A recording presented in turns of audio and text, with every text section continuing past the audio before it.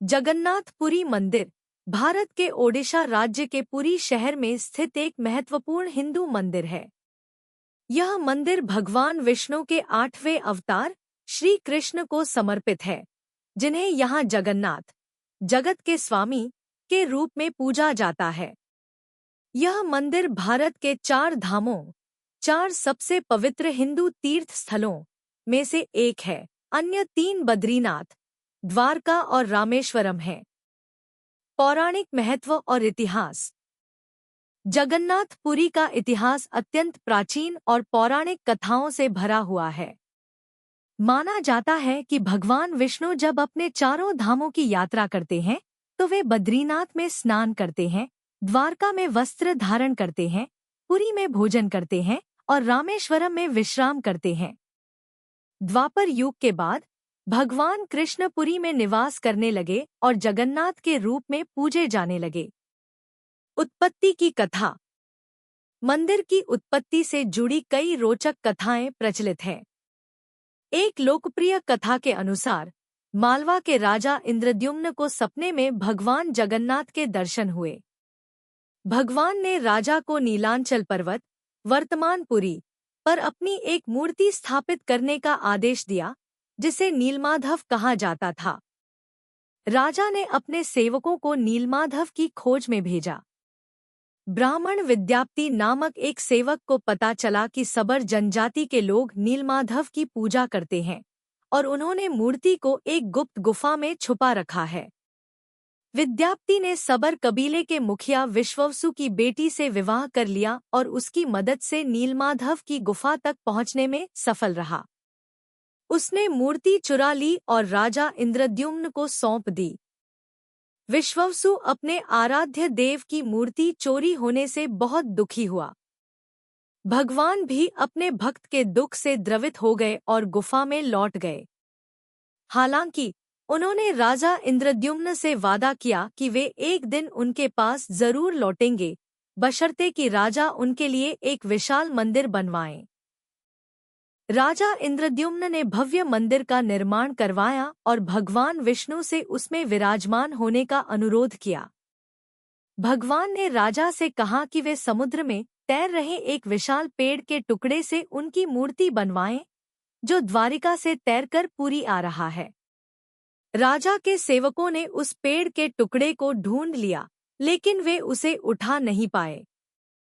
तब राजा को विश्ववसु की सहायता लेनी पड़ी, जो आसानी से भारी लकड़ी को मंदिर तक ले आया। अब मूर्ति बनाने की बारी थी।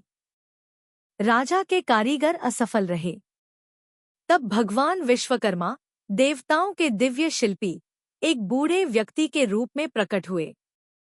उन्होंने राजा से कहा कि वे मूर्ति बना सकते हैं, लेकिन उनकी शर्त थी कि वे 21 दिनों में अकेले में काम करेंगे और कोई उन्हें बनाते हुए नहीं देख सकता। राजा ने शर्त मान ली। 21 दिनों तक मंदिर के भीतर से आरी, छेनी और हथौड़ी की आवाजें आती रहीं। राजा की पत्नी गुंडिचा उत्सुक हो गई और दरवाजे के पास गई। उन्हें कोई आवाज सुनाई नहीं दी, जिससे उन्हें लगा कि बूढ़ा कारीगर मर गया है। उन्होंने राजा को सूचित किया। अंदर से कोई प्रतिक्रिया न मिलने पर राजा ने शर्तों का उल्लंघन करते हुए दरवाजा खोलने का आदेश दिया। कमरा खोलने पर बूढ़ा व्यक्ति गायब था और 3 अधूरी मूर्तियां मिली: भगवान नीलमाधव, जगन्नाथ, उनके बड़े भाई बलभद्र और उनकी बहन सुभद्रा। भगवान जगन्नाथ और बलभद्र के हाथ और सिर बने थे, लेकिन उनके पैर नहीं थे, जबकि सुभद्रा के हाथ पैर नहीं बनाए गए थे। राजा ने इसे भगवान की इच्छा मानकर इन्हीं अधूरी मूर्तियों को स्थापित कर दिया।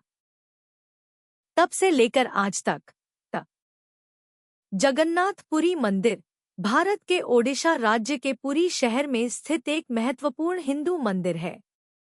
यह मंदिर भगवान विष्णु के 8वें अवतार श्री कृष्ण को समर्पित है, जिन्हें यहाँ जगन्नाथ, जगत के स्वामी, के रूप में पूजा जाता है। यह मंदिर भारत के 4 धामों, 4 सबसे पवित्र हिंदू तीर्थ स्थलों में से एक है। अन्य 3 बद्रीनाथ, द्वारका और रामेश्वरम हैं। पौराणिक महत्व और इतिहास।